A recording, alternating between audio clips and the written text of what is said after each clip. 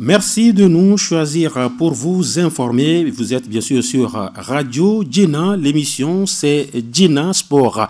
Nous évoquons dans ce nouveau numéro le match Égypte-Togo et Togo-Égypte qui s'annonce pour bientôt. La forme de nos joueurs, sinon des joueurs togolais, à quelques semaines de ce match qui va donc décider peut-être du futur des éperviers du Togo dans ces éliminatoires à évoquer dans cette émission.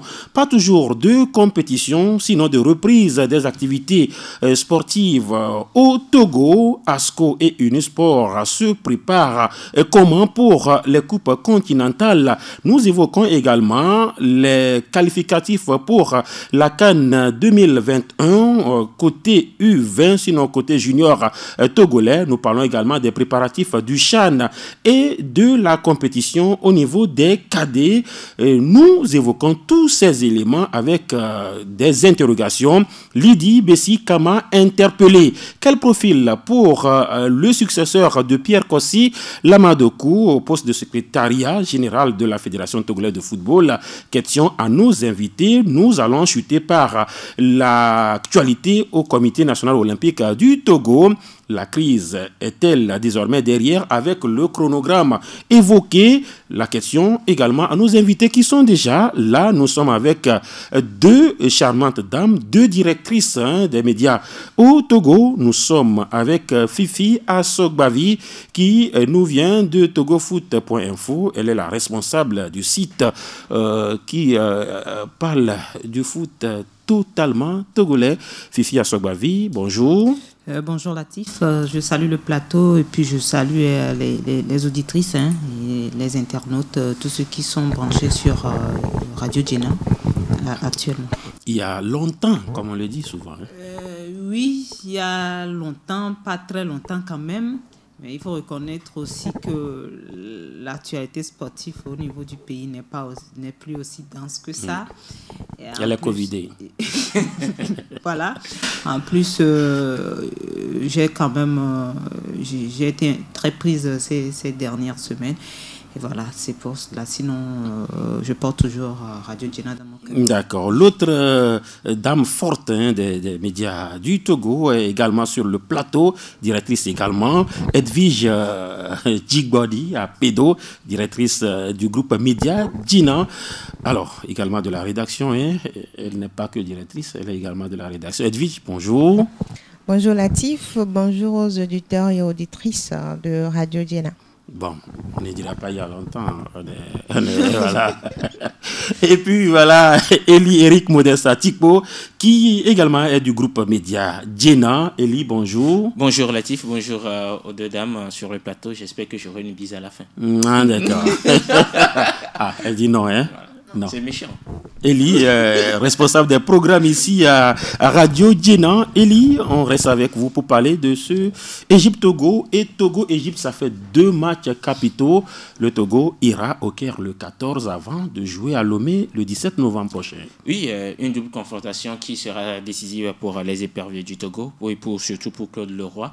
On verra si on va manquer une seconde CAN d'affilée, ce qui n'était plus arrivé il y a très longtemps. Je ne sais plus d'ailleurs. Depuis 98. Depuis 98, voilà.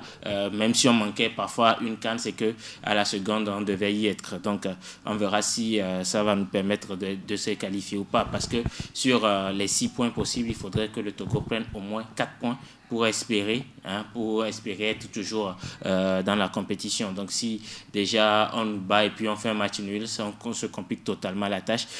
Dans un groupe où, a priori, il n'y avait que l'Égypte qui soit plus forte que le Togo et que le Togo pouvait facilement prendre le dessus sur le Kenya et puis les Comores. On commence très mal ces éliminatoires, d'autant plus que c'est à domicile et face à qui? Aux Comores, qu'on ne connaissait pas assez. Ils nous battent ici à Kégué, dans notre honte, et on va pour faire un match nul de justesse à Nairobi. Maintenant, il faut aller en Égypte. Et quand on tient compte aujourd'hui de l'état de forme des joueurs égyptiens et des clubs égyptiens, on doit avoir peur. Parce que déjà, lorsque vous prenez les coupes continentales, pour les demi-finales, les Égyptiens sont arrivés à placer 2 clubs en Ligue des Champions et également 2 clubs au niveau de la Coupe CAF. Donc, vous comprenez, ça fait 4 clubs pour les demi-finales, c'est que cette équipe est au mieux de sa forme. Vous avez Mohamed Salah qui brille avec Liverpool, qui n'est plus à présenter. Vous avez Mohamed El Neni. Vous avez également Trezeguet qui est en train de briller également. Et donc, ça doit faire peur au niveau du Togo lorsqu'on écoute tous ces noms. Et quand on regarde un peu nos joueurs, on se dit, est-ce que nous avons ces joueurs-là qui sont au mieux de leur forme? C'est vrai, quand vous prenez en Ligue 1, on a combien de joueurs qui sont titulaires en Ligue 1? Le lundi, on était dans le magazine et on a parlé que de Kevin Dinké avec Nîmes. Le reste, c'est Fodo là-bas et puis Mlapa à Al-Ain. Le reste, c'est des championnats qui ne sont pas véritablement du niveau peut-être de la Première Ligue et également peut-être du niveau égyptien, on dira. Et donc, ça va être compliqué pour Claude Leroy qui, jusque-là, n'arrive pas encore à trouver la formule magique pour pouvoir se constituer un 11 de départ assez solide. Et au Togo, côté togolais, oui, on dira que c'est Jane véritablement qui est le patron et il va pouvoir contenir Mohamed Salah. Mais quand on écoute Claude Leroy sur d'autres plateaux, il dit qu'il fera un marquage individuel. On se rappelle simplement de ce que Riyad Mahrez nous a fait à Kégué et au stade municipal. Et tout le monde craint quand on sait que Mohamed Salah... Ça a été un marquage individuel ou de zone sur lui? Là-bas, même marquage individuel ou de zone, personne n'a su le contenir. Et donc, quand on sait aujourd'hui que Mohamed Salah, c'est un cran au-dessus de Riyad Mahrez, ça fait peur. L'évidence, c'est que le Togo n'est pas favori face à l'Égypte, tout le monde le sait, mais lorsqu'on prend les 2 dernières semaines, on dirait que certains joueurs togolais commencent par pointer le nez, et plutôt Fifi Assobavi. Certains joueurs, hein, en tout cas, quand moi je revois, quand je vois un peu la revue d'effectifs, je me dis que est-ce que réellement il y a des joueurs qui commencent à pointer le nez. Et on parle de Laba et de Mlapa. C'est un Émirat arabe uni, c'est un championnat qui n'a pas le même niveau que la Ligue 1 par exemple, mais c'est quand même des joueurs qui jouent. C'est intéressant. Le plus important, c'est qu'ils soient en compétition. Et on sait que quand Laba est en compétition, il donne quand même le meilleur de lui. Mais maintenant, quand nous revenons en Europe, à part Jane, à part Kevin qui joue tantôt quelques minutes, on peut parler de Soumou aussi qui depuis le début de la saison est quand même présent avec Châteauroux. Mais quand nous prenons ceux qui ont véritablement l'habitude de jouer en équipe nationale, ce n'est pas tellement la grande forme. Du gardien jusqu'au banc, ce n'est pas tellement la grande forme. Prenez les latéraux. Steve Lawson, par exemple, avec Livingston en Écosse, depuis le début de la saison, c'est à peine 30 minutes qu'il a joué. Il était blessé, il est revenu de blessure, il est entré en jeu au cours d'un match et depuis, c'est sur le banc. Il passe ses journées de championnat, ce qui n'est pas intéressant quand on veut jouer l'Égypte. Voilà. Et donc, vous prenez ceux qui ont... pratiquement tous ceux qui ont l'habitude de jouer ici, à part ces joueurs que nous venons de citer, il y a plus grand monde. En Turquie, de sa vie, il est rentré en jeu avec son nouveau club le week-end passé, le week-end dernier, il n'a pas joué. Et l'autre... Haïti, il rentre en jeu, lui il rentre quand même en jeu, jamais titulaire. Et voilà, donc c'est un peu ce qui se passe. C'est trop juste hein, quand on veut jouer l'Égypte. Moi je me dis, on a brûlé notre joker en se faisant battre à domicile par les Comores, parce que dans ce groupe, les Comores constituaient le maillon faible. Je n'ai rien contre les Comores, mais je me disais que les Comores... c'était le petit poussé. Voilà, c'est ce que je voulais dire. C'était le petit poussé de ce groupe-là. Et il fallait gagner à tout prix, prendre au moins 4 points sur les 2 matchs face aux Comores. Ça devait être ça. Maintenant, quand on brûle un tel joker, c'est maintenant difficile. Aujourd'hui, si on avait 4 points déjà, et avant cette rencontre, on pouvait se consoler avec un point face à l'Égypte. Maintenant, là, il faut aller chercher au minimum 3 points face à l'Égypte. Et ce sera véritablement compliqué. Là où justement ça complique aussi la tâche au Togo, aux éperviers, c'est que l'Égypte également dandine. L'Égypte n'a que 2 points, 2 points seulement, et devrait forcément se relever. Fifi parlait justement des joueurs togolais qui ne sont pas forcément là. Mais quand même, il y a quelques noms, quoi qu'on dise. Il y a Jane, il y a Ilas. Quand même, c'est des joueurs qui jouent dans de gros championnats, hein, pour ne pas dire dans les grands championnats. Oui, il y a Jane Dakonam au niveau de la Liga espagnole, il y a Ilas Bebo au niveau de la Bundesliga. Les confrères viennent de le dire tout à l'heure, on n'a cité que ces 2. au-delà de ça, vous prenez la Turquie, il y a Afrodite qui est de l'autre côté de la Turquie, mais qui n'a joué qu'une trentaine de minutes. Ils sont 20e au classement. Ils sont 20e, mais il n'a joué qu'une trentaine de minutes quand il est rentré en jeu. Ils ont perdu le match. Quand vous prenez Wilson Akakpo, aujourd'hui, je ne sais pas si... On l'appelle. Il est en Irak. Oui, c'est pourquoi je dis aujourd'hui, je ne sais pas si Claude Leroy va faire appel à Wilson Akakpo, par exemple. Mais le gars, il est parti s'engager en Irak. On ne va pas faire le débat sur ce club-là. Donc, vous voyez aujourd'hui... Le retrait américain. Donc, quand vous prenez nos joueurs individuellement, sincèrement, ce n'est que quelques têtes. C'est 2 noms. Juste ces 2 noms. Ilas Bebou et Jen Dakona. Il y a Kevin qui est en Ligue 1. Il ne joue pas beaucoup. Kevin, il a commencé le championnat, après c'est fini. C'est la dernière fois qu'il était titulaire, qu'il a joué tout le match. Je dis, aujourd'hui, si vous voulez prendre la performance sur le terrain, le nombre de minutes disputées par les joueurs togolais, ce n'est que 2 joueurs qui peuvent dire qu'aujourd'hui, on a enchaîné. Peut-être on peut ajouter Sounou, peut-être. Oui, Ligue 2. Oui, Gilles Sounou. Même si aujourd'hui, Bebou, la dernière fois, il était sur le banc. Je pense que... Au repos. Pourquoi au repos? Puisqu'il n'a même pas été titularisé lors du match de l'Europa League. On pourra penser peut-être que le coach était dans le match suivant, puisque vous savez que maintenant les équipes européennes doivent jouer 3 matchs par semaine, et donc ça devient compliqué. C'est la gestion mais il a fait 2 matchs sans avoir joué, donc je pense que ce n'est vraiment pas un repos pour lui. Peut-être que c'est par rapport à son niveau. On a dit un seul match ne suffit pas pour juger un joueur. Parce que la dernière fois, face au Bayern, les gens ont crié oui, Bebou a fait si. Aujourd'hui, on est là. Mais je dis, face à l'Égypte, ce n'est pas suffisant. Ce qu'on est en train de voir, quand on prend les fiches techniques de nos joueurs, ce n'est vraiment pas suffisant pour jouer l'Égypte. Aujourd'hui, le Togo a besoin de 4 points. Elle a dit tout à l'heure minimum 3 points, mais 4 points. Oui, parce que avec 3 points, le Togo est encore en cours. Justement. Je dis, le Togo a besoin de 4 points. Parce que si face au Comores, on nous a battus à domicile, je ne sais pas si l'autre match, on va gagner ou pas. Donc, c'est pourquoi je dis, lors de cette double confrontation, il faut avoir au moins un match nul en Égypte. 4 points pour totalement son destin. Oui, même 3 points parce que... Même moi, je ne vois pas le Togo. En tout cas, le football reste le football. Oui, 90 minutes. Quand on prend l'Égypte aussi, l'Égypte n'est pas tellement en confiance quand la compétition a démarré. Les éliminatoires ont démarré.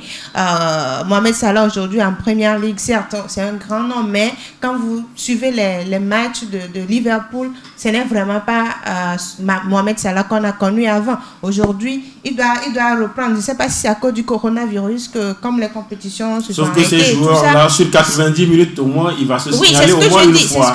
Il vous dira que je suis... Une ou 2 fois. Moi, je me dis, quand on prend notre défense là, c'est une défense vraiment pour eux. Il vous dira à tout moment que je suis là. Oui, il est là, il va essayer. Maintenant, il est là. Ce n'est pas seulement lui. Elia a cité quelques joueurs. Très aiguë. Sauf que quand vous prenez nos ailes, d'abord, quand on prend nos latéraux, je ne sais pas si on en a assez. Justement, si on a des latéraux qui sont compétents. Parce que quand vous prenez un Trezeguet, quand il vous prend... Non, compétent, parce que quand vous mettez... En forme ou compétent? Compétent, parce que quand vous êtes en forme, il faut être compétent aussi. Il faut avoir de la capacité. Mais là, quand devant un président qui est comme Riyad Mahrez, c'est qu'il vous laisse derrière, vous allez vous retourner, le vent est déjà passé, jusqu'à ce que...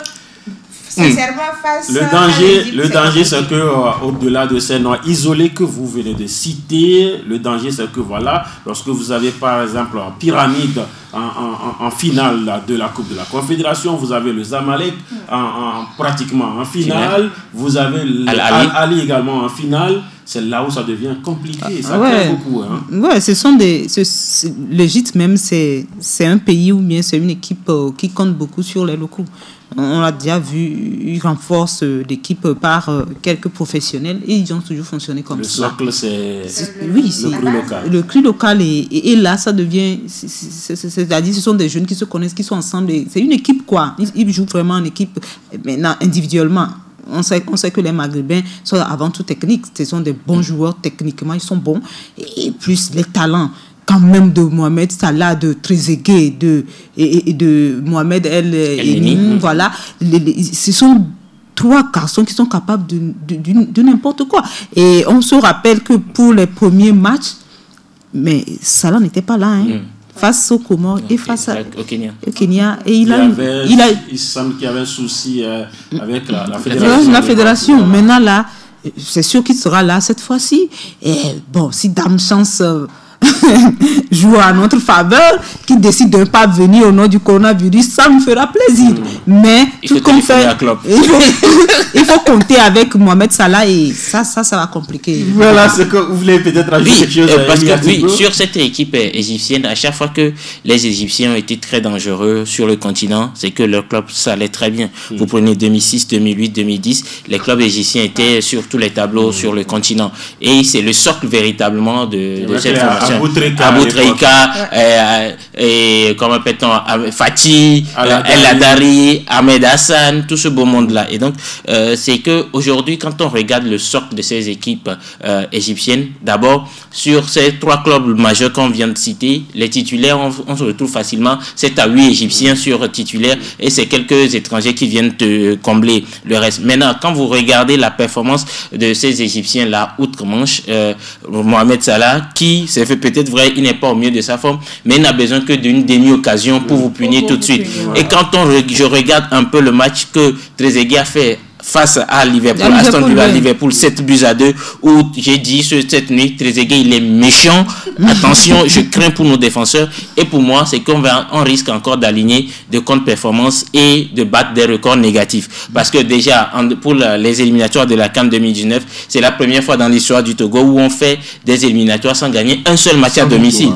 Et là, on est reparti sur les mêmes bases que la manière dont on avait fini. Et donc, attention encore à une équipe maghrébine. Et à chaque fois que ces équipes maghrébines sont peut-être passées ici lors des éliminatoires et qu'il fallait gagner pour se maintenir en vie, ces équipes ne nous ont pas fait cadeau. 4-0, 3-0 déjà, ça Claude Leroy le sait, à 30 minutes avec face à la 28e minute déjà. Le match était déjà clos pour lui. Maintenant, ça sera très compliqué. Il doit savoir que il est attendu au tournoi parce que quand il est arrivé, son objectif c'était la CAN 2019. Il a lamentablement échoué et on a dit ok, allons-y 2021 et là on est en train de plonger carrément. Non, mais maintenant nous sommes dans la reconstruction, c'est ce qu'on dit. Alors, moi, on va reconstruire toujours. Alors, on va changer. Les grains qu'il est en train de semer ont pris piste. Non, ce qu'on a aujourd'hui, c'est aussi que nos joueurs locaux ne sont pas en compétition à cause du coronavirus aujourd'hui et aussi que Claude Leroy ne se base pas souvent sur les joueurs qu'on a en fait. On a parlé tout à l'heure de l'Égypte qui se base souvent sur le cru local pour pouvoir dégager une équipe et puis renforcer cette équipe par juste quelques joueurs qui jouent dans les championnats européens et autres. Maintenant, au niveau du Togo, on néglige souvent les joueurs locaux, on se dit qu'ils ne sont pas performants. C'est quand la presse crie qu'on appelle quelques-uns pour venir et quand ils viennent, ils sont au banc. Aujourd'hui, c'est ça le problème. Même si le coronavirus est arrivé, si on avait donné peut-être de la place, de la confiance à certains joueurs qui jouaient dans le championnat togolais, aujourd'hui, ils seront même sans compétition, ils se préparent. Il y a certains joueurs qui se préparent, mais même sans compétition. Mais avec novembre qui arrive comme ça, je ne sais pas si Claude va mettre au moins quelques joueurs togolais locaux dedans, ou bien il va toujours continuer par se baser sur les binationaux. D'accord. Si vous venez de nous rejoindre, vous êtes sur Radio Djena. Nous sommes sur le www.radio.djena.tg. L'émission c'est Djena Sport. L'Égypte est déjà en compétition. Ce n'est pas le cas forcément du Togo. Pas toujours de date pour la reprise des activités au Togo. La nouvelle ministre des Sports est véritablement interpellée. Lydie Bessi Kama est arrivée avec justement tout l'espoir qui a accompagné son arrivée, mais jusque-là, on fait du surplace. Il n'y a pas toujours d'esquisse de date de reprise, hein, Fifi Assobavi. Oui, on a l'impression d'avoir de beaux discours, mais pas de décisions concrètes. Discours de qui? Comme Madame Bessi, Lydie Bessi Kama est arrivée. Bon, c'est vrai, elle vient d'arriver à peine 2 semaines ou 3 semaines maintenant. Elle est arrivée le 1er octobre. Le 1er, pratiquement. Nous sommes le 28 aujourd'hui. Donc, pratiquement un mois. Elle a dit, la reprise des activités sportives est une priorité, ou bien est sa priorité. Mais le problème, c'est que depuis un mois, on ne voit rien de concret par rapport à la reprise des activités au Togo. Qu'est-ce qui se passe réellement? Et puis, on n'a aucune réponse en face. On n'en parle même pas. C'est comme si, bon, on sommes là en train de parler, mais les gens s'en foutent. Pourquoi je le dis? Chaque fois, quand les églises bien les lieux de culte devaient reprendre, on sentait quelque chose venir. On nous disait, oui, bientôt. Là, même ceux qui sont responsables de la gestion du Covid et qui doivent en principe nous donner des directives, ne disent rien par rapport à la reprise. C'est comme si ce n'est pas leur priorité, la reprise. Moi, c'est ce que moi je me suis dit. Je me dis actuellement que ce n'est pas leur priorité. Et tout à l'heure, je parlais des joueurs locaux qui ne sont pas en compétition. Oui, ils ne sont pas en compétition parce qu'on ne peut même pas s'entraîner, on ne peut même pas courir, on ne peut même pas se retrouver, jouer au ballon. Les forces de l'ordre vont arriver, vont vous disperser parce que nous sommes en état d'urgence. Comment ces garçons-là peuvent maintenir leur forme? C'est quasiment impossible. Et au-delà de ça, on a 2 clubs qui doivent nous représenter en Ligue, en Coupe continentale. Depuis, nous sommes à 1 mois des préliminaires. Et jusque-là, les clubs ne s'entraînent même pas. Plusieurs dérogations. Officiellement, oui. Puisque nous, on parle officiellement. On ne peut pas parler de ce qui se passe officieusement. On n'en sait rien. Moi, personnellement, je n'en sais rien. Maintenant, et depuis ce temps-là, depuis mars, les clubs sont là. Les gens, puisque les gens n'ont rien en face, ils ne savent pas s'ils doivent recruter. Puisque si vous recrutez, comment vous allez recruter? Pour recruter, il faut au moins tester certains joueurs. Et pour tester, il faut qu'ils se retrouvent. Ils ne peuvent pas. Donc, on ne peut pas recruter, on ne peut pas s'entraîner, mais on veut jouer des préliminaires dans 1 mois. Est-ce la peine? Moi, je crois que le Togo doit démissionner. Les clubs là doivent simplement démissionner. Je pense que vous me devancez déjà sur la question à venir. Mais on parle toujours de ce retard ou bien de ce statu quo dans les tractations. Il y a eu ce qu'on appelle un comité de proposition ou bien de pilotage ou de cotisation des idées à envoyer vers le comité scientifique de la riposte. Mais jusque-là, on fait du surplace. Il n'y a rien de concret, Edwige Apido, par rapport justement à cette reprise, parce que l'entourage pratiquement a déjà donné une idée de reprise sauf le Togo. Je pense qu'aujourd'hui, on fait tout au Togo spécialement, en fait, parce qu'on veut ressembler au Togolais. Comme on est Togolais, en fait, c'est le Togo. Le Togo a sa spécificité par rapport à certaines décisions que le pays doit prendre. Aujourd'hui, on est face à une situation où les compétitions sportives sont arrêtées parce qu'il y a une crise sanitaire. Mais les pays où il y a assez de cas, il y a eu plusieurs décès, ont repris. Et il y a eu également des... Même, oui, le Burkina ici. D'autres s'amusent à dire que le Togo est le pays pilote. Oui, on est un pays pilote. Quand vous prenez par exemple la France, ils ont repris le championnat. La France, quand la Ligue a décidé d'arrêter le championnat, il y a eu des cris. Et aujourd'hui, il y a des regrets. Parce que le championnat a été arrêté, il y a eu des regrets. Et la France est le premier pays à reprendre, même avec présence du public. Maintenant, avec l'augmentation des cas de contamination dans certaines villes, il y a les matchs se jouent à huis clos. Maintenant, quand vous prenez le Togo, le nombre de cas, certes, augmente, mais ce n'est pas vraiment par rapport à la population. Quand vous faites les statistiques, ce n'est pas alarmant, en fait. Et il semble que c'est un trophée de guerre. Parce que vous écoutez l'autorité. Oui, ce que je dis, c'est que ce n'est pas alarmant. Ça veut dire que la population a déjà accepté qu'il y a une maladie. Parce que dès que la crise, que le coronavirus est arrivé, quand vous parlez aux parents, ils vous disent non. Quand je parle de parents, je parle de la population, ils vous disent non, ça n'existe pas. Mais aujourd'hui, discutez avec une personne âgée, dites-lui, il dit pardon. Même si vous approchez là, non, pardon, 1 mètre. Parce que la personne a déjà accepté qu'il y a une situation sanitaire dans laquelle nous sommes. Et maintenant, il faut respecter les mesures. C'est bon.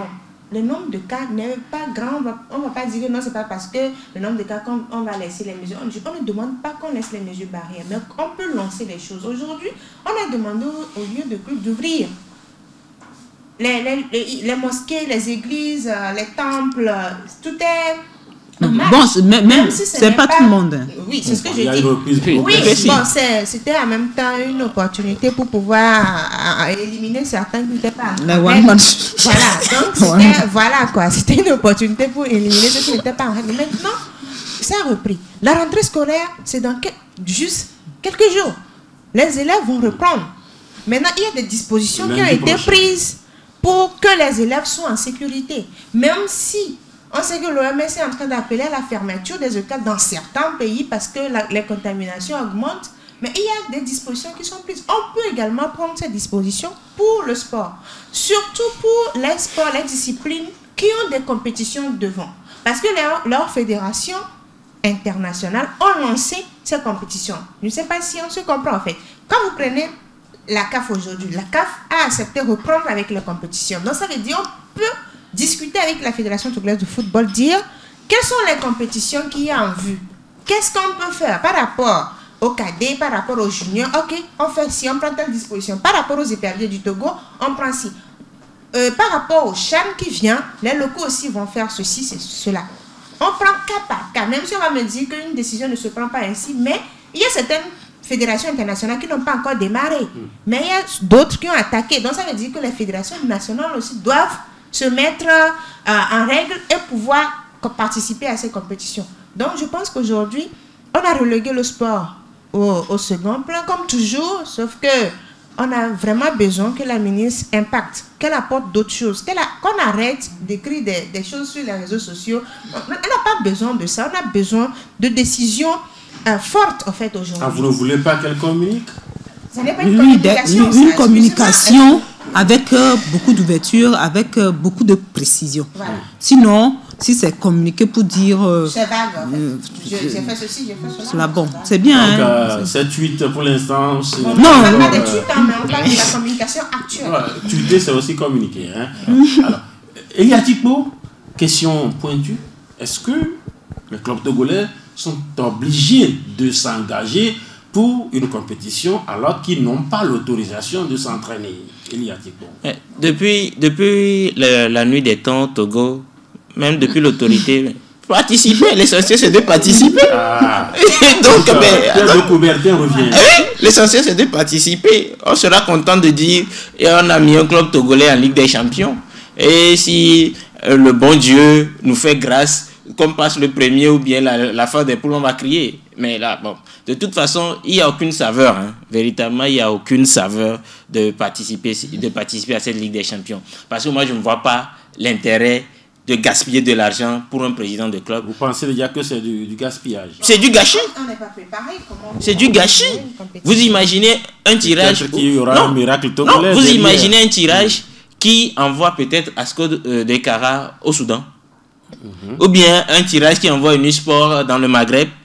Bon, le Maghreb, ils n'ont qu'à payer les chambres d'hôtel, on va voir. Bon, la chance, c'est que souvent, ces équipes sont exemptées du premier tour. Non, pas toutes les équipes maghrébines. Il y a certaines qui prennent part au... Mais souvent, maintenant, c'est préliminaire. Le premier tour, c'est avec soit des clubs burkinabés, des clubs béninois. Oui, ils sont bien classés. On va espérer que ça va être entre nous ici. D'accord, entre nous ici. Mais et si vous passez le second tour? Et si vous passez le second tour, vous irez là de l'autre côté. Et donc, moi, quand Edwige dit le sport c'est réglé au second plan, elle est gentille. Le sport c'est réglé au dernier plan.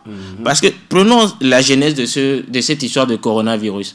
Quand ça a commencé, vous avez sorti cette fameuse histoire de Novici. Est-ce que qui a pensé aux sportifs dans cette histoire de Novici? On nous avait promis à l'époque, on nous avait dit, pas promis, bon, c'est comme ça. Qu'on allait prendre. Que les joueurs allaient prendre Novici. Voilà que l'autorité. Jusqu'aujourd'hui, ou bien ils ont pris. C'est un lobbying que la fédération voulait faire. Est encore d'actualité. Parce que l'état d'urgence n'est pas terminé. C'est un lobbying peut-être que la fédération voudrait faire, mais ce que l'État, en tant qu'entité, n'a pas eu à prendre en compte. Et donc, qu'est-ce que vous voulez? Du moment où on dit celle qui est revendeuse dans une bar, ou bien celle qui est barman, ou bien barwoman, à elle, on va donner de l'argent à la fin du mois. et le joueur, on lui donne rien. Vous pensez que vous êtes logé au même niveau? Non. Mais on est là, on a pu trouver une incongruité. Et je parlais des cas élevés. L'incongruité, c'est qu'on s'est retrouvé dans un pays qui était sous couvre-feu pour jouer avec l'équipe nationale. Et comment est-ce qu'on veut l'expliquer? C'est-à-dire, chez nous, moi je dis, dans cette histoire de coronavirus, comme vous êtes en train de le dire, on s'amuse, mais ça semble être une réalité, c'est qu'on est devenu un pays pilote pour le coronavirus. Ou soit il y a du business qui est en train de rentrer. Moi, je ne sais pas bizarre où se situe. Peut-être ça rend certain.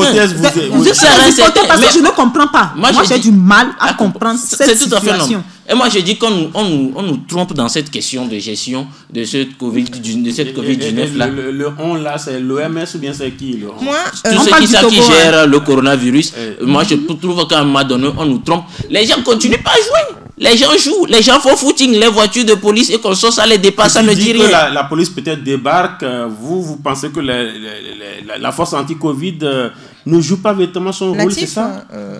Non, la force, elle est dans son rôle. Hein. Oui. C'est de retrouver des gens. Oui. Quand elle est au courant qu'il y a... La force anti-Covid. Je parle de la force anti-Covid. Quand elle sait qu'il y a un rassemblement ici, elle arrive pour disperser les gens.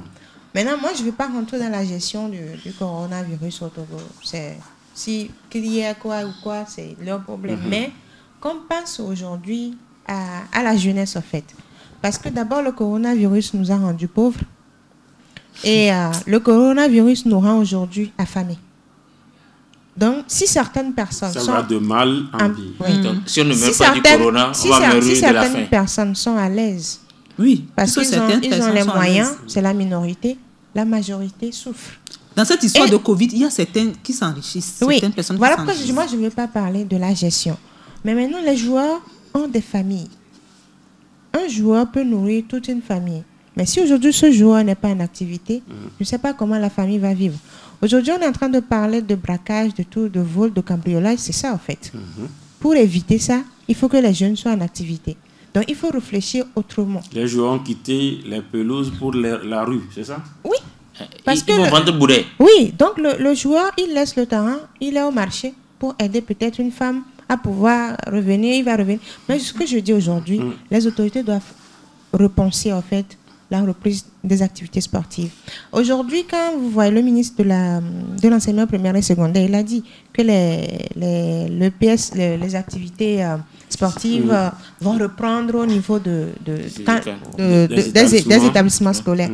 Ben, ça veut dire qu'il y a eu des discussions avant qu'il annonce ainsi cette décision. Ça veut dire que les directeurs régionaux ont eu des rencontres, ils ont sorti des dispositions. Ils ont fait un Donc, atelier. Et ces dispositions ont été acceptées. C'est pourquoi on dit on va reprendre le sport à l'école. Maintenant, pourquoi les dispositions ou bien les propositions faites par les fédérations nationales de sport n'ont pas été acceptées? On va discuter, on va dire, on relance les choses. Maintenant, moi je dis, ASCO et Unisport, le mieux c'est de ne pas gaspiller de l'argent.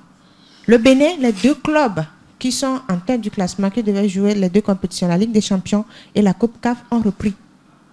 Ça veut dire le Bénin également avait arrêté les compétitions, mais puisque les championnats n'ont pas encore repris, ils sont autorisés à reprendre les entraînements. Exceptionnellement. Maintenant, le Burkina Faso attaque le championnat. Donc ça veut dire que les clubs engagés au niveau du Burkina Faso auront quelques temps Ils ont de jeu. commencé, oui. Oui, c'est ce que je dis. Auront quelques temps de jeu. Maintenant, quand vous prenez le Niger et autres, ils sont également en compétition. Mais il y a le coronavirus. Je dis, il faut penser autrement. Si on veut vraiment que les jeunes ne restent pas à la maison, ou bien ne deviennent pas autre chose, qu'on relance les compétitions, mais avec des dispositions, avec des décisions concrètes. Les discours, oui. Mais allons à l'essentiel. Peut-être que le Togo attend le 18 novembre pour réouvrir, parce qu'il y a déjà une compétition que nous va accueillir. Le 18 novembre. Donc, les jeunes là qui vont jouer le 18 novembre et le 17 novembre alors vont rester à la maison, en fait, ne vont pas s'entraîner et vont débarquer le 18 novembre. De la reprise des activités 18 novembre pour jouer. Progressive. Moi, ce qui me dérange dans tout ça, c'est que j'aurais appris que la fédération aurait demandé une dérogation pour ces équipes et puis pour ces équipes nationales, pour ces clubs-là. Des dérogations qui n'ont jamais été étudiées peut-être ou bien qui n'ont jamais eu de retour. Mais on laisse les U20 aller s'entraîner à Kbalimi. Et là, sans communication entre eux, moi j'ai dit, ils sont allés se cacher. C'est des entraînements officieux. Oui, mais c'est autorisé alors par l'État. Maintenant, qu'est-ce que l'État... Peut-être que la fédération également s'est comportée aussi comme tout le monde. Non, je ne crois pas. Ça, je dis peut-être. Peut-être, mais ça, je ne crois pas. Puisque on leur a fait les tests Covid. Oui. Les tests Covid ont été faits. Donc le gouvernement savait. Le gouvernement savait. Maintenant, le gouvernement refuse. Ça, il y a contradiction. Il y a trop de contradictions. Qu'on nous explique là, qu'on nous dise réellement pourquoi on ne veut pas donner de dérogation à ces équipes. Pourquoi on ne veut pas... Qu'est-ce qui empêche aujourd'hui le Togo de reprendre le sport? Non, justement, Latif, parce qu'aujourd'hui, quand vous regardez, on parle des églises, de certaines églises qui ont repris. Il y a les bars. Sortez la nuit. Vous allez voir les bars. Moi, je ne sors pas la nuit.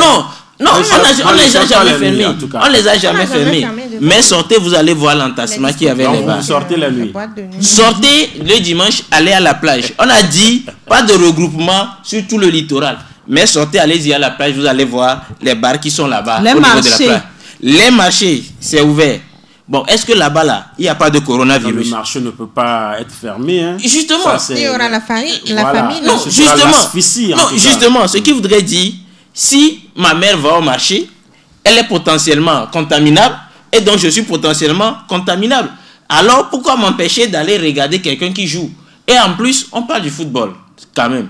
Ce n'est pas peut-être au niveau du basket, du hand, on peut encore discuter. Mais au niveau du football, on sait que les contacts entre les acteurs, c'est uniquement entre les acteurs. Aujourd'hui, on voit peut-être en Europe comment est-ce que les journalistes y sont. Ils sont éparpillés ailleurs, eux aussi font leur travail. Une fois qu'on dépiste les joueurs, pourquoi est-ce qu'ils ne peuvent pas commencer par jouer? À un moment donné, j'ai dit également... À huis clos. Ah oui, à huis clos. On doit partir à huis clos. Ça, si je ne pense pas que quelqu'un se raconte qu'on dise reprenons à huis clos et on va se dire à se mettre à crier non, il faut le public. Mais là, dans ce cas aussi, il faut prévoir quelque chose au club. Hein. Il faut voilà, un accompagnement. C'était déjà prévu. La Covid est là. C'était déjà prévu. Ça a été pris en compte, en tout cas. C'était combien dans le partage. Et puis quand vous prenez certains clubs, eux aussi gagnent combien sur les tickets? Sérieusement, si vous le posez ainsi, si on voit certains clubs, ça ne va pas causer de problème. Peut-être le Togo Port et à la SOT.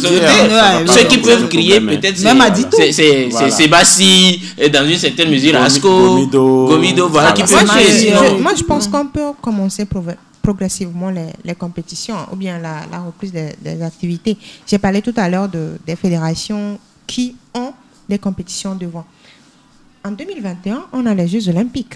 Il y a ça aussi qu'on est en train d'oublier. Mais aujourd'hui, les athlètes... Qu'est-ce qui est fait, en fait, par rapport à ça?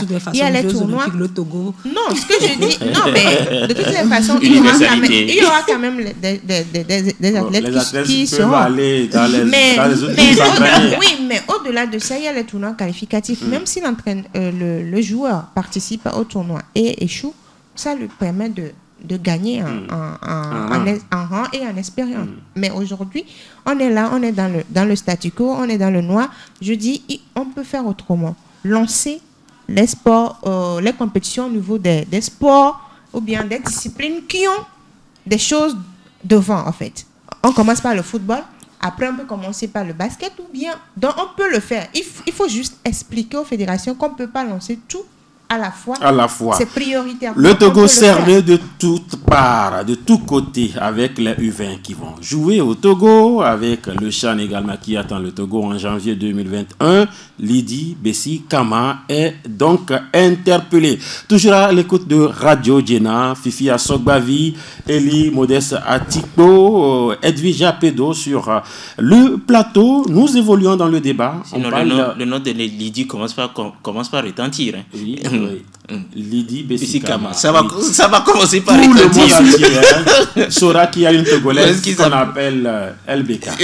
Voilà. Lydie Bessi Kama. On parle du profil, c'est aussi un chantier qui est là, le profil du successeur à Pierre Kosila Madokou, quoi qu'on dise, l'ancien secrétaire général de la Fédération togolaise de football a eu une promotion et donc il faudrait mettre un autre compatriote à la place quand même du docteur Lamadoukou, et on dirait que la fédération ne s'empresse pas. Peut-être qu'il faut attendre la levée, peut-être des mesures barrières pour remplacer le docteur Elia Tipo. Si on dépose les dossiers, peut-être que ça pourrait être covidé aussi. Donc, bon, en tout cas, ce qui est sûr, c'est qu'il faut désormais penser à remplacer Pierre Lamadoukou au niveau du secrétariat général de la FTF.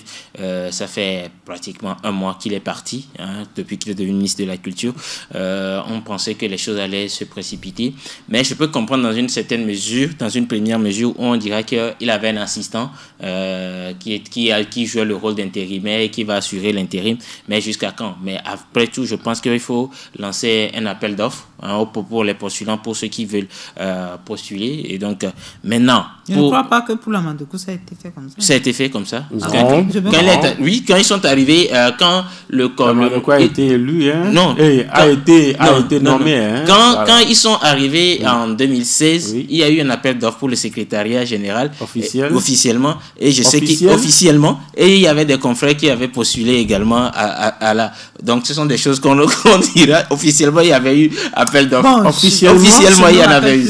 En tout cas, officiellement, il y en avait eu. Peut-être que, voilà, à l'époque, on était en voyage, peut-être au Togo, parce qu'on ne se souvient pas. Officiellement, il y en avait eu. Maintenant, si officiellement il y en a eu, ça suppose qu'il devrait avoir également. Ça fait un mois pratiquement, il n'y a pas eu cet appel d'offres. Ça suppose que c'est un feuilleton qui va durer toujours. Maintenant, le profil, c'est qu'il faut trouver quelqu'un qui maîtrise les tests. Il faudrait qu'on trouve quelqu'un qui maîtrise d'abord les tests de la FTF, qui connaisse les rouages de la FTF et qui soit capable de gérer une administration. Pierre Lamadoukou, on peut lui dire bravo sur le côté administration et autres, mais durant les 4 ans, on sait qu'il y a eu des problèmes qui se sont accumulés COMEX après COMEX, année après année, championnat après championnat. Il y a eu Bikiti Gate, il y a eu Agoua, il y a eu plusieurs histoires qui sont passées derrière. C'était la faute à Lamadoukou? Il est le chef de l'administration, tout le monde dira c'est le chef de l'administration. Et alors? Et donc vous assumez vous assumez votre rôle d'administrateur. Je ne dis pas que c'est sa faute s'il y a eu 11-0. Non. Maintenant, la gestion administrative qu'il y a eu derrière, la gestion de cette crise, c'est là où je parle de l'administration de la FTF qui est le commerce qui a géré. Lui, il a été un exécutant. Il est le chef de l'administration. Oui, mais il était un exécutant. C'est un employé. En tant que chef de l'administration, s'il y a le problème, les dysfonctionnements administratifs, il y en a eu plusieurs également. Il y a eu les courriers qu'on sort. À un moment donné, il y a le chef de l'administration aussi qui est impliqué, qui est mis en cause. On ne peut pas dire qu'il est totalement clean. Il doit porter certaines responsabilités. C'est comme ça. Et parfois, même quand vous discutez avec eux, ils vous disent je dois protéger le chef et donc j'assume les responsabilités. Maintenant, il faut trouver quelqu'un qui soit consensuel aussi. Consensuel. Il faut trouver quelqu'un, peut-être une dame, pourquoi pas, et peut-être comme nous sommes dans le mois ou bien dans l'année de la promotion de la femme, pourquoi pas peut-être l'une de vous deux. De toute façon, l'une de nous deux, on n'a pas déposé les dossiers quand même. On sait qu'il y a déjà des dossiers au niveau du secrétariat, même si le secrétaire n'est pas là, du secrétariat de la Fédération togolaise de football. Il y a eu des dossiers à ce niveau. Je pense que c'est aussi ce qu'on déplore au niveau de la Fédération togolaise de football. Les décisions ne sont pas prises avec promptitude. On attend en fait. Et finalement, on sort quelque chose qui n'est pas du goût de tout le monde. On se dit, bon, c'est ce qu'on a pris, quoi. Vous prenez comme vous le voulez. C'est comme le processus de nomination du directeur technique national. Aujourd'hui, si cette décision n'est pas prise au plus tôt, on va aller vers... ça va s'enliser. Et on va continuer de spéculation en spéculation. Et finalement, le colonel va signer quelque chose, va dire oui, c'est la personne qui est choisie. Aujourd'hui, au niveau de la Fédération togolaise de football, on a besoin de quelqu'un qui est un bon communicateur. Je ne parle pas d'un journaliste qui sera nommé, mais je parle d'un bon communicateur parce que la défaillance au niveau de la Fédération togolaise de football, c'est la communication. La première défaite, en fait, je vais dire, puisque on est en football... En même temps. Oui. je ne te coupe pas la parole, mais en même temps, il doit avoir un chef de la communication. Oui, qui doit gérer cette communication. Oui, mais le chef de la communication ne veut pas au-devant des médias. En réalité, le donc, chef de la communication c'est lui met en qui place gère une stratégie. La communication, c'est-à-dire c'est lui qui met en place la stratégie et le secrétaire rentre dans cette stratégie-là. Oui, il met en place en fait, une stratégie de communication. Peut-être, je ne sais pas combien de fois, par exemple, Lamadokou est venu sur votre plateau à RCJ, par exemple. Peut-être c'est dans ce sens il n'est jamais venu. Voilà, c'est dans ce qu'il dit. Il faut quand même un communicateur, quelqu'un qui est comme le porte-parole de la fédération. Aujourd'hui, la fédération n'a pas de porte-parole. Quand vous prenez tout le bureau de la fédération togolaise de football, excusez-moi, il n'y a qu'un ou deux qui sont prêts à être dans un débat d'idées. Aller au charbon, vous voulez dire? Oui. Mais il n'y a qu'un ou deux dans qui ce sont... comics? Oui. Dans ce comics? Je parle de un ou deux. Je n'en vois même pas. Non, excusez-moi, je ne vais pas donner de nom pour faire de jaloux. Mais il n'y a qu'un ou deux qui sont prêts à être dans un débat d'idées et à faire face au débat et à ceux qui sont débat technique, vous voulez dire, ou bien débat administratif. Et donc ça veut dire que quand vous prenez une décision, il faut que quelqu'un soit prêt à expliquer ce qui a été pris comme décision. Donc ce que je dis, c'est qu'il faut quelqu'un comme ça. Et il faut également un administrateur, un manager, parce qu'un secrétaire général, c'est le management en fait. Il faut un manager. Donc, il faut revoir. Si le colonel Akovi veut bien terminer son mandat, c'est à lui de choisir un bon profil pour ce poste. Mener ou terminer parce que... Oui, bon. Il est loin de finir encore. Hein? Mener son mandat. Voilà. Quand vous dites terminer... Non, comme c'est le deuxième mandat, il parle de la fin du deuxième mandat. Il peut avoir un troisième mandat. Mais voilà. Bon, ça, on ne va pas arriver là-bas parce qu'il n'y a pas encore... Pour le moment, on parle du deuxième. Donc, ce que je dis, c'est que s'il veut bien terminer ce mandat, ce second mandat, il faut prendre quelqu'un qui est bon. Oubliez les sentiments. Hein. Oubliez, on dit non, telle personne est là. Oui, il est proche de moi. C'est ce qu'on dit. Il est proche de moi. Finalement, vous prenez un scorpion, vous mettez dans la poche. Donc, prenez quelqu'un qui est bon. Et ne prenez pas une personne... Il ne faut pas ressembler à un ministre qui dit ça d'un confrère. Non, ne prenez pas... Il est bon, mais c'est un scorpion. Ne prenez pas un profil qui a déjà joué des jeux troubles dans des précédents mandats. Il faut pas qu'il soit malheureux. Non, il faut que la personne... Il ne doit pas être malheureux. Parce qu'aujourd'hui, on est dans une période de crise et on n'a pas besoin d'autres crises aussi, voilà. Fifi a son avis. Oui. Alors, on dirait que ça devient... Quoi qu'on dise, la fédération, on dirait qu'elle ne se bouge pas souvent sur des dossiers. Alors, Lamadokou a une promotion. Bravo. Mais derrière, il faut quand même choisir son successeur. Il faut reconnaître qu'il est quand même temps de choisir le successeur de Lamadokou. Mais je me pose certaines questions également. Est-ce que ce poste n'est pas devenu un poste politique aussi? Parce que on se rappelle que même le choix de Lamadokou, il y a eu appel à candidature, j'apprends, mais c'est quelque part un choix politique. Hein. Vous voyez son cursus. Il est devenu par la suite ministre. Et moi, je me dis que ça a été un choix politique. Est-ce qu'on ne veut pas faire de ce poste-là un poste politique? Et ça peut aussi... Stratégique ou politique? Stratégique et politique à la fois, parce que moi, les informations que j'ai, c'est que on proposerait aussi quelqu'un dans le même sillage que... de le parti là. Voilà, de M. Lamadokou aussi. Vous comprenez? Il est dans quel sillage, lui, Lamadokou? Bon, on n'est pas... Lamadokou est devenu ministre. Et Lamadokou, pendant très longtemps, il a milité dans le parti uni. Appelons chat un chat. On l'a vu lors de la campagne. Donc, c'est un bon politicien. C'est un bon politicien. Un unionnaire qui sera encore positionné, c'est ça? Bon, c'est possible. C'est pourquoi je dis, est-ce que ce poste n'est pas en train de devenir un poste politique? Donc, ça va au-delà des compétences d'Akovi. Il y a toujours eu un second, un peu comme un second secrétaire général à la fédération. Donc on pense même que c'était le vrai secrétaire. Hein? Ça, je ne saurais le dire. Mais quand M. Lamadokou n'était pas là, il signait. Pourquoi aujourd'hui le poste est vacant? Ça traîne. Je ne dis pas que c'est mon choix. Hein. Pourquoi ça traîne si c'est lui qu'on le mette là-bas, il y a des noms qui sortent. On parle de Chris Daké, par exemple. S'il fait l'unanimité, qu'on le mette là-bas. On parle de Yvette Cloutier qui pourrait revenir. Non, pas Fiodobou. Maintenant, ce sont des gens qu'on connaît très bien dans la maison FTF. Ces 4 noms que nous venons de donner, ces 4 noms-là sont bien connus dans la maison FTF. Pourquoi depuis un mois maintenant, le 1er octobre jusqu'aujourd'hui, on a du mal à choisir? Ça veut dire, moi, derrière, je pense que il y a peut-être des décisions qui dépassent peut-être nous, notre compréhension. Mais rendre les nominations. Ça va au-delà des compétences du colonel Akovi. Mais tout le commerce peut-être. Mais excusez-moi, c'est ce qui est dangereux parce qu'au niveau de chaque institution, il y a des profils établis. Aujourd'hui, au niveau de la CAF et de la FIFA, il y a des profils établis pour un secrétaire général.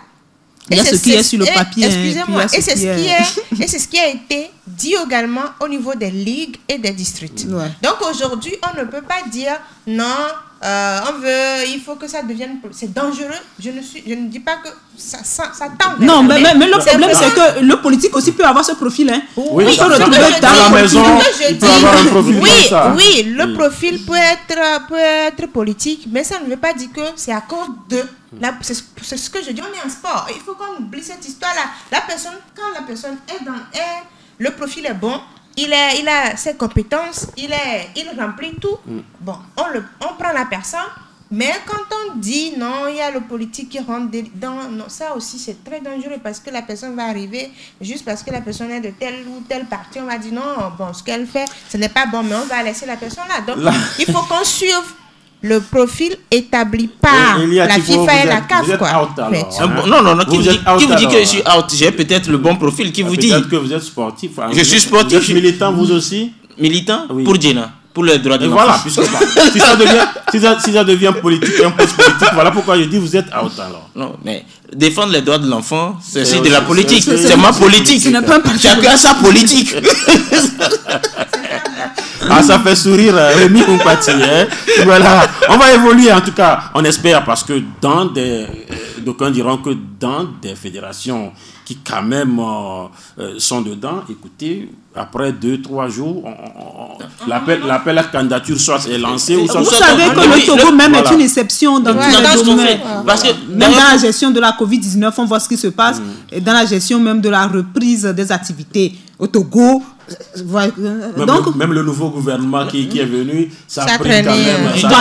Vous prenez même au niveau de... Mais actuellement, même on n'a pas de secrétaire général, même par intérim. Si on veut les prendre, on n'a qu'un assistant administratif. Et le poste de secrétariat général, normalement, il doit être vacant. Mais alors, qui discute avec la CAF aujourd'hui? Peut-être puisque c'est l'assistant. Il peut continuer, peut-être on va dire... Non, je ne crois pas. Non, s'il a toujours la signature, peut-être. Je crois que l'assistant administratif aussi joue un rôle dans la communication. En temps normal, l'interlocuteur, c'est le secrétaire général. Si aujourd'hui, quand vous regardez au niveau de la CAF, quand Ahmad avait démis l'Égyptien pour mettre quelqu'un, il a mis un intérimaire. Aujourd'hui, officiellement, c'est que c'est pas intérim, mais c'est lui qui occupe le poste en attendant de chercher quelqu'un. La fédération aurait, si je comprends, sortir mettre l'assistant comme intérimaire. Même si ce n'est pas l'assistant qui est intérimaire. Mais on met quelqu'un en intérimaire. Mais c'est que je dis que l'intérimaire ne soit pas intérimaire. On connaît l'intérim au Togo. Non, l'intérimaire peut devenir l'officiel aussi. On connaît l'intérim au Togo. Il y a des directeurs généraux qui ne sont pas intérim depuis des années. Voilà pourquoi je dis que l'intérimaire ne soit pas intérimaire. N'oubliez pas aussi que le ministère en charge des sports au Togo n'a pas aussi véritablement de secrétaire général, n'a pas de directeur de cabinet, n'a pas aussi même de local pour l'instant. Voilà, c'est l'exception au Togo. Elle a reçu l'ambassadeur de l'Égypte tout. Le cabinet de sport, mais le cabinet en état de réaménagement. C'est bon? Ou peut-être... Il vous est arrivé de faire des émissions en étant mobile. Parce que le dernier sujet, on parle de la maison de tous les sports togolais. Le CNO Togo, Comité national olympique du Togo. Le chronogramme détaillé devrait commencer peut-être, en tout cas, le déroulé devrait commencer à partir du 2 novembre, je crois. Oui. 2 novembre 2 ou c'est le 3 Le 2. 2 ou 3 3 novembre, Le je 2. crois. Hein? 3. Le 2, c'est la rentrée académique. Ah. Le 3 novembre, C'est ça qui nous peut-être avec des candidatures qui... Le dépôt des candidats. Les dépôts de candidature pour justement aller remplacer peut-être le président ou aller le challenger parce que officiellement, le président Bayor aussi n'a pas dit qu'il ne sera plus... Non, il avait dit qu'il ne serait plus. Il a dit où? Sur un média. Il a dit sur un média. Il a dit sur un média. Il a dit sur un média, donc c'est officiel, hein, c'est ça? Ben, quand il parle, il est sorti. Parce que les paroles s'envolent, on le dit souvent. Oui, mais la bande, elle est là. Hein. Bon, allez, d'ailleurs, Ouattara en Côte d'Ivoire l'a dit officiellement. Les virus peuvent attaquer les bandes. Il peut revenir sur sa décision. Oui. Il n'y a pas de problème par rapport à ça. Il peut revenir sur sa décision. Mais il l'a quand même dit. Voilà. Et l'histoire peut le rattraper sur ce point-là. Oui, il y a Tico. Il y a des noms qui commencent à sortir, hein, comme souvent. Hein. Non, écoutez, il y a des gens qu'on sait qui avaient des ambitions bien avant, depuis un moment donné, ce qui a amené d'ailleurs la crise entre le président Bayor Kelani et un autre composé du deuxième vice-président Gagou et puis de son secrétaire général Akbaki. Bon, maintenant, est-ce que l'alliance Akbaki et Gagou va pouvoir sortir un candidat? Est-ce qu'ils vont positionner quelqu'un ou l'un d'entre eux sera candidat? On attendra de voir. Même s'ils ont des ambitions, c'est qu'il y a des ambitions. Officiellement, on attendra véritablement le 3 novembre pour voir qu'est-ce qui va se passer. Mais est-ce que... C'est une période. Non, c'est une période. Non, oui, j'ai dit à partir du 3 novembre, quoi. En fait, souvent, les gens attendent la dernière minute, si c'est à 17h30, c'est à 17h, les gens vont venir. Voilà. À 17h29 pour déposer officiellement. Et donc, on attendra de voir Didier Drogba. Ils attendent devant le siège et puis voilà, on verra bien. Mais tu dis qu'il y a des candidats. Maintenant, qui va réellement assumer ce poste-là? C'est qu'on est toujours, pour moi, on est toujours dans ce cercle infernal-là. Hein? C'est quand Fifi quitte, l'éternel recommandant. Fifi quitte ce siège, Latif décale, Edwige décale, je décale. Ça devient... S'ils sont candidats, ça devient trop redondant au niveau de... Mais il faut être candidat. Oui, mais moi je voudrais... À un moment donné, c'est comme si... que la crise fait son nid. La crise est bien installée. Hein. Oh, la crise, elle est installée comme une baleine dans l'eau, à l'aise au niveau du CNO Togo. Et donc, ce n'est pas l'indirection de... C'est le même nom, Fifi, qui revient. Ouais, on a encore 2 minutes dans l'émission. C'est les mêmes noms qui reviennent... on sait que probablement M. Akbaki sera candidat. Maintenant, est-ce que l'ancien président Bayor sera candidat? Moi, je crois qu'à sa place, moi, je laisserai tomber. Hein. Tu vas t'offrir une bonne retraite. Ouais, je laisserai tomber, m'offrir une bonne retraite et puis voir les jeunes peut-être challenger entre eux. S'il n'y a pas Akbaki, pour le moment, je n'ai pas encore d'autres noms. S'il n'y a pas Akbaki, il y a encore d'autres noms qui viennent et puis... qu'ils aillent maintenant, après cette longue crise-là, revoir encore M. Bayor comme candidat, moi je trouve que ce ne serait pas trop bien pour la morale ou peut-être l'éthique, c'est ça? C'est ça, oui. La morale et l'éthique, ces deux mots-là sont toujours au CNO? Oui. il y a toujours des tests d'éthique sur l'éthique et sur la morale. C'est comme lesquels tests? Parce qu'en tout temps, vous avez parlé de deux statuts qui circulaient. Les statuts, c'est différent. Les archives du CNO. Les tests des archives du CNO. Il y a toujours... Ici, il y a eu des tests qui ont été traficotés. Ça n'existe plus. Le CIO a envoyé... Ça avait existé. Les archives, je ne savais même pas de quoi il s'agit. Le CIO a envoyé les statuts du Comité national olympique du Togo. Et ce sont ces statuts qui seront utilisés pour cette élection. Et là, celui qui viendra, si la personne veut convoquer l'Assemblée pour revoir les statuts du CNO, ça se fera. Et après, on enverra également ces tests-là au niveau du CIO pour validation. Et c'est ces tests qui restent. Pourquoi chaque CNO a obligation d'envoyer les statuts quand il y a assemblée au niveau du CIO. Quand il y a un problème aujourd'hui, c'est le CIO qui vous sauve, comme ce qui s'est passé. Maintenant, on ouvre les archives. On ouvre les... Donc, l'éthique, il y a le code d'éthique. Il y a la morale également. Mais c'est la morale peut-être. Est-ce que M. Bayo sera encore candidat? Ça revient à la discrétion de l'actuel président du Comité national olympique. Est-ce qu'on ne l'écarte pas? L'âge je ne sais pas trop, mais bon, l'âge, oui. Mais bon, voilà quoi. Bon, on verra bien. Peut-être, vous savez qu'on peut toujours trouver des parades. Hein. Il peut vous surprendre à tout moment. Bon, écoutez, quoi qu'on dise, on a parlé de la politique au niveau du football, mais tout est politique en fait. Hein. Et donc, au dernier moment, il peut y avoir rebondissement. On sera surpris peut-être quand on nous annonce que certaines fédérations veulent que je me présente à nouveau. Non, vous bien, Bayor.